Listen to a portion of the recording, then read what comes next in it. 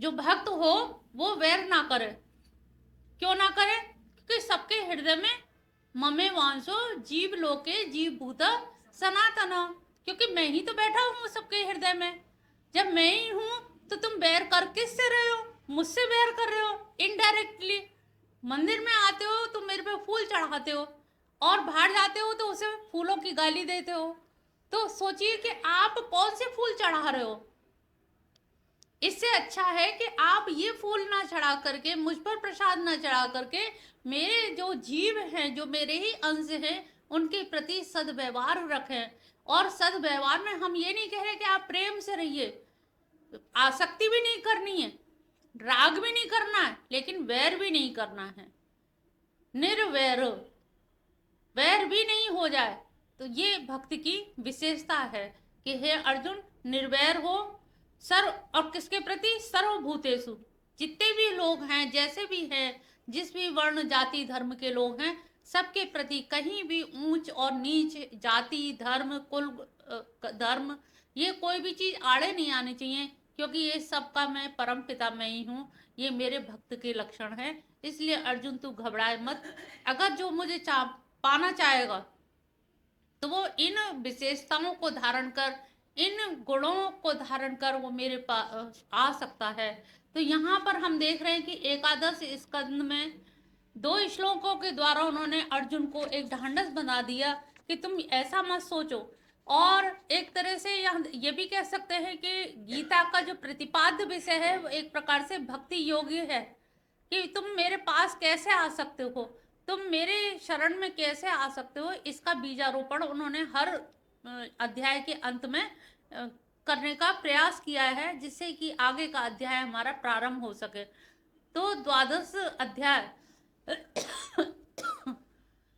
12वां अध्याय जो भक्ति योग है, उस भक्ति योग में उन्होंने पहले से ही ये चीजें बता दी है कि जो इन चीजों को करेगा तो वो निश्चित जानिए मेरे भक्ति के क्षेत्र में उसका पदार्पण हो जाएगा।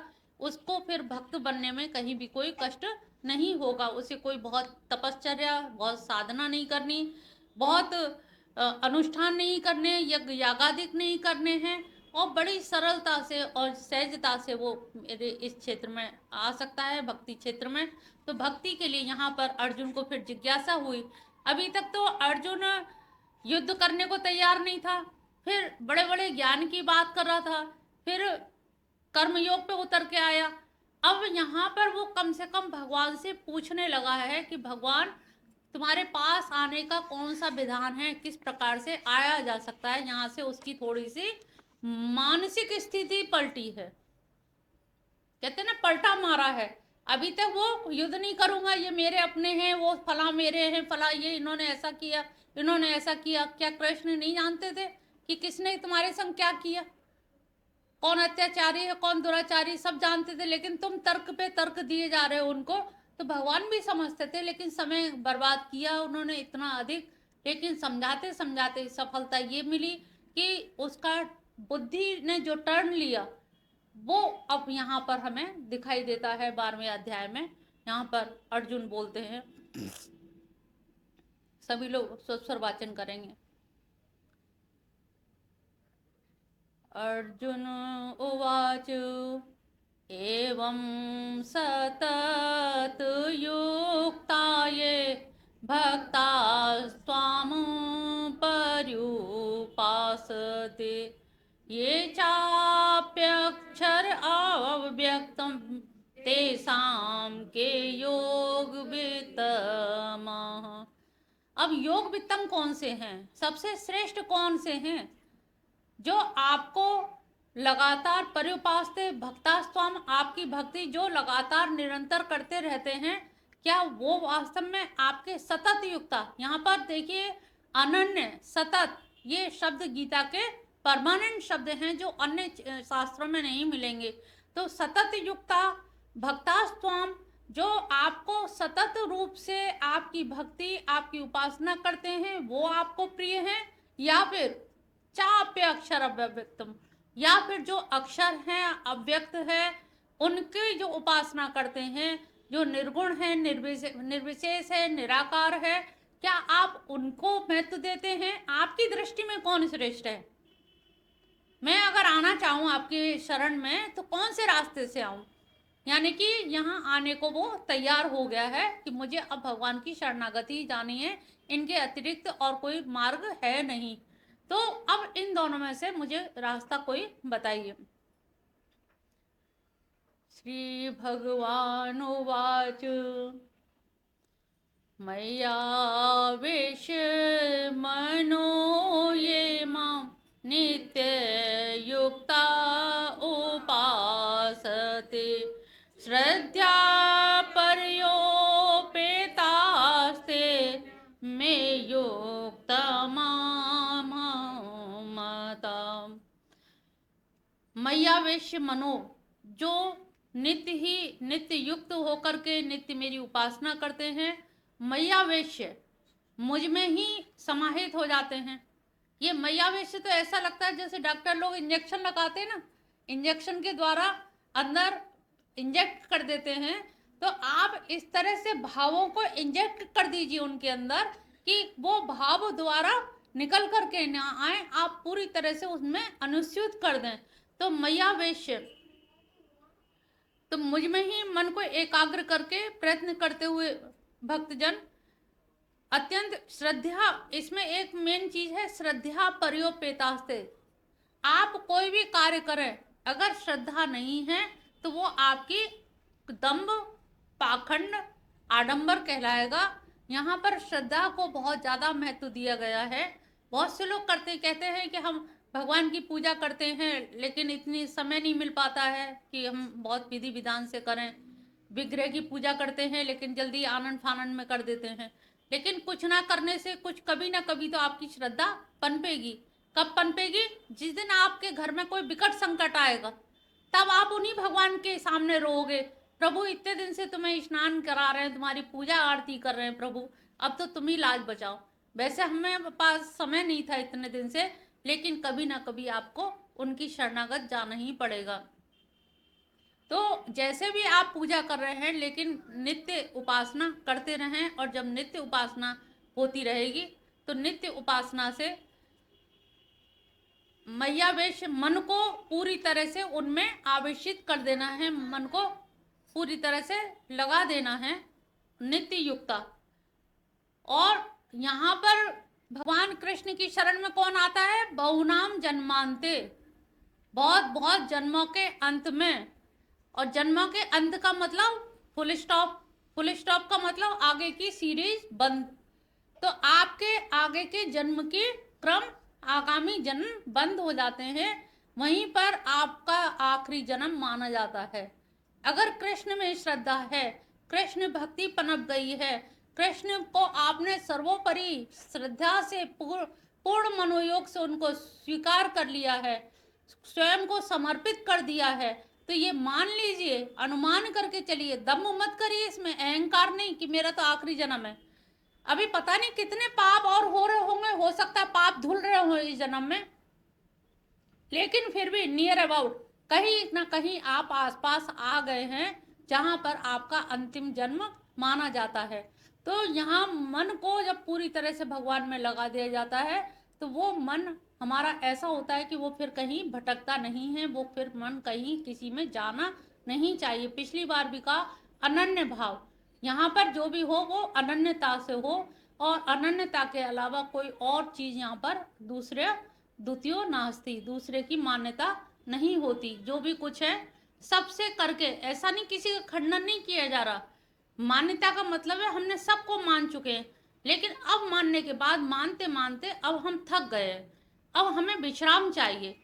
अब हमें विश्राम चाहिए तो कहाँ विश्राम चाहिए? वो भगवान की शरणागति है, जहाँ पर हमें कोई मनोकामना वांछा लेकर के नहीं आनी, कामना लेकर के नहीं आना, बस भगवान के प्रति प्रेम लेकर के आना है। प्रभु तुमसे प्रेम है, दुनिया भर से हमने प्रेम किया, लेकिन हर प्रेम ने झटका दिया, हर प्रेम ने दुत्कारा, हर प्रेम ने कहीं ना कहीं धोखा दिया।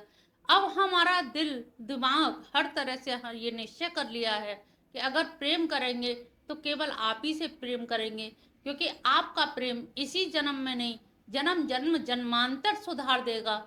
जन्म जन्म आप प्रेम को निभाते हो, ऐसे निभाने वाला तो हमारे ना माता पिता हैं इस शरीर के, ना पत्नी पति हैं, कोई भी ना पुत्र है, कोई भी नहीं है जो हमारे इस प्रेम की विधा को आगे परंपरागत ढंग से लेके चले। ये बागडोर प्रेम की आपके चरणों में हम डोर बांधे देते हैं, और ये डोर आपके चरणों में बंधी रहेगी तो हमारा जीवन सार्थक हो जाएगा। तो मैयावेश्य, तो कैसे मैयावेश्य करना है? इसी तरह से भाव को बार बार समझाना है। फिर घर की ममता लग जाती है, फिर आप फंस जाते हो घर के कामों में, फिर आपको पुनः फिर समझाना है। तो ये समझने और समझाने की प्रक्रिया केवल हफ्ते में एक दिन नहीं होनी, ये नित्य निरंतर। तभी कहते ना कि आप स्वयं के भी गुरु बनिए, स्वयं के गुरु बन के स्वयं को बार बार समझाइए। जहां गलती हो रही हो, धोखा हो रहा हो, भ्रमित हो रहे हो, संशयात्मा में पहुंच रहे हो, तुरंत खुद को समझाइए कि नहीं, ये धोखा है। सच्चाई, अल्टीमेट रियलिटी जो है वो है, हमें इसमें भ्रमित नहीं होना है। बड़े बड़े मोह के जाल आते हैं, ऐसे ऐसे मोह जाल आते हैं जहाँ मार्कंडेय ऋषि से तरीके विमोहित हो गए। तो ऐसे ऐसे लोग जब ऋषि मुनि मोहित हो जाते हैं तो माया जाल कहा गया है। तो माया का जाल है, जाल में फंसा ही जाता है, निकलना मुश्किल होता है। तो इसी तरह से जैसे होता ना, एक कबूतर एक कमरे के अंदर एक खिड़की से अंदर चला गया, अब वो उस कमरे में पूरे में भाग रहा। हमारे यहाँ आ जाते हैं कभी कभी पूरे उसमें से, और वो जहाँ से घुसता है, एक कौन शीशा टूटा हुआ था, उसको वही शीशा नहीं मालूम था कि यहाँ से निकलना है। घुसना तो आता है, तो हम सब लोगों को भी माया जाल में घुसना आता है, लेकिन निकलते समय वो रास्ता भूल जाते हैं कि घुसे कहाँ थे और अब निकलना कहाँ से। तो वो कबूतर इतना परेशान रहता था, हम लोग कई कई दिन भगाते भगाते परेशान हो गए, लेकिन वो कबूतर नहीं भाग पाता था क्योंकि वो रास्ता भटक गया। अब उसे कैसे बताया कि तुम्हारा ये रास्ता है? कबूतर की बोली आती नहीं हम लोगों को। अब वो कभी समझा नहीं, गुटरगु कर नहीं पाए, वो कभी समझ नहीं पाया और बेचारा परेशान ही रहा। अंत में फिर यहाँ से बंद ही कराना पड़ा पूरी तरह से। हम लोगों की भी स्थिति वही है कि हम लोग भी घुस तो जाते हैं ग्रस्त में, प्रेम जाल में, माया मोह में, लेकिन घुसने के बाद में फिर निकलना नहीं जानते। लेकिन इतनी अकल नहीं है कि जब हम घुसे हैं जिस मार्ग से, तो हम निकल भी उसी मार्ग से सकते हैं। ये हमारी त्रुटि हो जाती है। श्रद्धा पर्योपेतास्ते युक्तमा, तो मेरे लिए भगवान ने कहा युक्त व्यक्ति, उत्तम व्यक्ति वही है जो श्रद्धा से युक्त होकर के नित्य युक्त, नित्य ही उपासना करता है। ऐसा नहीं कि एक दिन हमने जन्माष्टमी का व्रत रख लिया, एक दिन हमने उत्सव मना लिए, छठी उत्सव कर लिया। ऐसे ये उत्सव तो ये होते ही रहते हैं, नित्य निरंतर। जैसे होता है, अपना बेटा अगर कहीं बाहर गया है तो आप कहें कि यहाँ पर तो निरंतर नित्य की बात कही गई है, हम कैसे करें? क्या घर के और काम काज नहीं है? भगवान को ही याद करते रहें? उन्होंने कहा जब तुम्हारा बेटा कारगिल पे जाता है तो क्या तुम्हारी याद करनी पड़ती है? उसकी याद स्वतः रहती है, और लेकिन काम छूटते भी नहीं है, काम भी सारे होते हैं। तो या अपने पुत्र को आने में देर हो जाती है, या कहीं प्लेन क्रैश हो गया तो चिंता में। तो ऐसी स्थिति में जो अनन्यता, जो बेचैनी, जो व्याकुलता बनी रहती है, वैसी व्याकुलता अगर कृष्ण के लिए रहे तो वो उसी व्याकुलता के लिए कहा गया है कि सतत नित्य युक्ता, नित्य रहे, हर समय रहे, अनन्य रहे। और ऐसी जब श्रद्धा रहती है तो वो श्रद्धा युक्तम कही गई है। अब भगवान को लगा कहीं ऐसा ना हो, अर्जुन को ये लगा कि ये तो अपनी अपनी प्रशंसा कर रहे हैं कि बस तू मेरी शरण में आ जा, मेरे ही पास आ जा। उन्होंने कहा देख, दो मार्ग तूने बताया ना कि युक्त कौन सा है, कौन सा ठीक है, ये मैंने तुझे बता दिया। अब तीसरे श्लोक में वो कहते हैं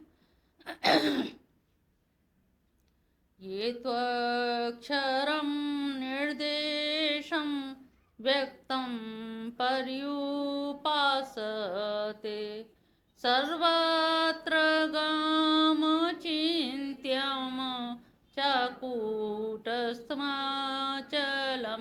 ध्रुवं सन्नियमेन्द्रिये ग्रामं सर्वत्र समबोधय ते प्राप्नुवन्ति मामेव सर्वभूत तब उन्होंने कहा कि नहीं, ऐसी बात नहीं है, जो अक्षर है, जो अव्यक्त है, जिसका निर्देशन इंद्रिय गोचर नहीं है, निर्देशन नहीं किया जा सकता, उसकी भी उपासना की जा सकती है। वो कूटस्थ है, अचल है, ध्रुव है। लेकिन उसके लिए हमें सबसे पहले संयम में इंद्रिय ग्रामम, सारी इंद्रियों के ग्राम, पूरे इंद्रियों को हमें संयम करना पड़ेगा। सर्वत्र समबुद्ध है, और सभी मनुष्यों के प्रति समबुद्धि होनी चाहिए। सर्वभूत हितेरता, सबके प्रति हमारे अंदर हित यानी कि उनके प्रति रत रहना चाहिए कि हमें सबका कल्याण करना चाहिए। और क्यों करेंगे कल्याण? क्योंकि हमें सब में उन्हीं को देखना है कि वो अटल है, कूटस्थ है, अक्षर है, अव्यक्त है, दिखता नहीं है लेकिन वो सब में व्याप्त है। जैसे जलाशय है, गंगा जी का जल है, लेकिन हम उसको अगर एक मुट्ठी में लेकर के देखें तो नहीं उसको वो कर सकते, लेकिन वही जब बर्फ जम जाती है तो उसका एक हिमखंड हम टुकड़ा हाथ में ले सकते हैं। तो इसी प्रकार से उन्होंने कहा वो अव्यक्त है, अक्षर है, अनिर्देश्य है, उसका निर्देशन नहीं किया जा सकता। जिसने अनुभव किया वो बता भी नहीं पाया है, इंद्रिय गोचर नहीं है, समबुद्धि है। लेकिन आपको सबके प्रति सम बुद्धि, सम भाव रखना पड़ेगा, सम बुद्धि रखनी पड़ेगी, सम विचार रखना पड़ेगा। और सम विचार रखने के लिए क्या करना पड़ेगा? सारी इंद्रियों के समूह को, इंद्रिय ग्राम नियंत्रित करना पड़ेगा। और तब आप उसको जानने की कोशिश करेंगे। लेकिन जानने की कोशिश में आप करोगे कैसे? ये तो बड़ा असंभव सा काम बता दिया आपने। उन्होंने नहीं, कठिन नहीं है, इसमें घबराओ नहीं। जब तुम सारी इंद्रियों को नियम में कर लोगे, संयमित कर लोगे, तो मन एकाग्र हो गया। मन एकाग्र हुआ तो बुद्धि एकाग्र हो गई, बुद्धि हुई तो अहंकार भी शांत हो गया। और अहंकार जब शांत हो गया तो उसमें हमारा जो चेतना है वो चैतन्य उसमें रिफ्लेक्ट होगा, बिंब पड़ेगा। जब चैतन्य का बिंब पड़ेगा तो उसमें मैं तुम्हें कहीं ना कहीं मेरा जो निराकार स्वरूप है वो कहीं ना कहीं आपको उसकी प्रातिभाषिक सत्ता अनुभव होने लगेगी।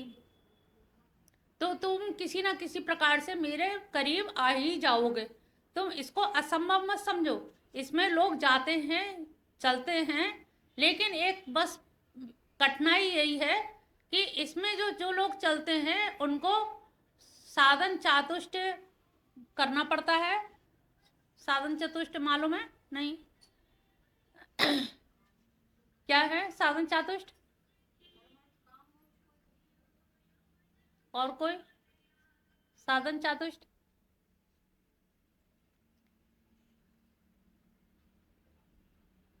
ये शंकराचार्य जी ने बताया है, नित्य अनित्य वस्तु विवेक। नित्य क्या है, अनित्य क्या है, इस वस्तु का विवेक। विवेक शब्द विचिर धातु से बना है। विचिर माने अलग अलग करना। जब हम लोग दाल बीनते हैं, कंकड़ निकालते हैं, तो इसी प्रकार से हम अपनी कमियों को अलग अलग निकालें। अब दिन भर आपको ये याद रखना है कि विवेक के द्वारा कि एक ना एक दिन हमें मरना है। जब कोई डेड बॉडी जाती है तब तो हम सबको याद रहता है, लेकिन जाने के 2 दिन बाद ही हम भूल जाते हैं। घर के आसपास भी हो 13 दिन बाद हम भूलने की कोशिश करते हैं। तो हर समय याद आप नहीं रख पाते। तो नित्य अनित्य वस्तु विवेक ये निरंतर बना रहे।